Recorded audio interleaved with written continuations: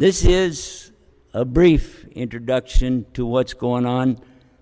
Specifically, I will tell you this. Many people are entering Islam today in America, even though all of this negative publicity. You will be surprised when you hear what some of the people say, because they call us. We do a live call-in show almost every night of the week. I open up the phone lines. People call me, and we have a program called Let's Talk About It. You'll be surprised. People call up and they say, I want to be a Muslim. And I ask them why. Why? What is it you think you're going to gain by being a Muslim? And they'll tell us this or that or the other. I'll ask them, well, what started you on this journey? You'll be surprised at what they say. One told us, all of the negative stuff about Islam, I said, must be something good about it. Why would they only say bad about it? Let me look into this.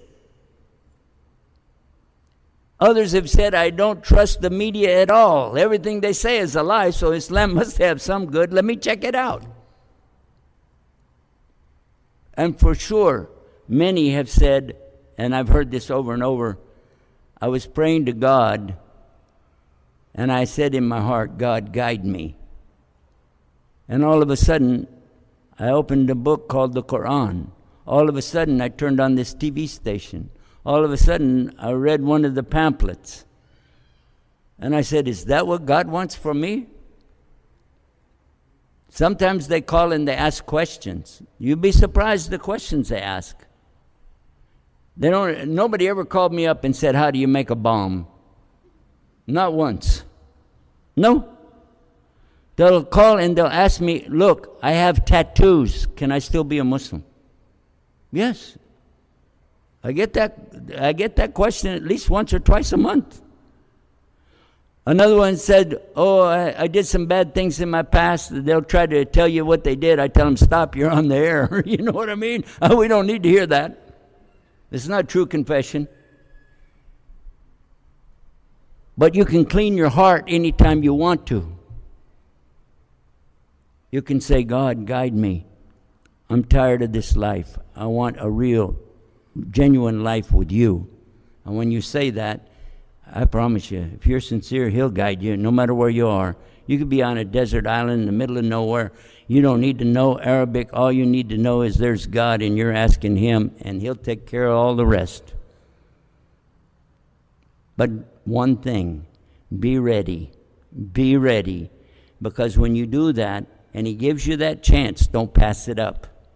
Don't pass it up, because that might be the only chance he gives you.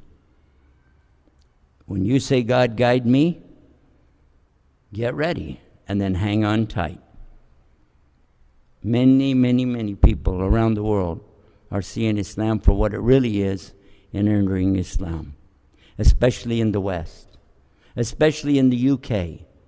So many that I've seen when I visited in Europe, when I visited the Netherlands, when I was in Germany.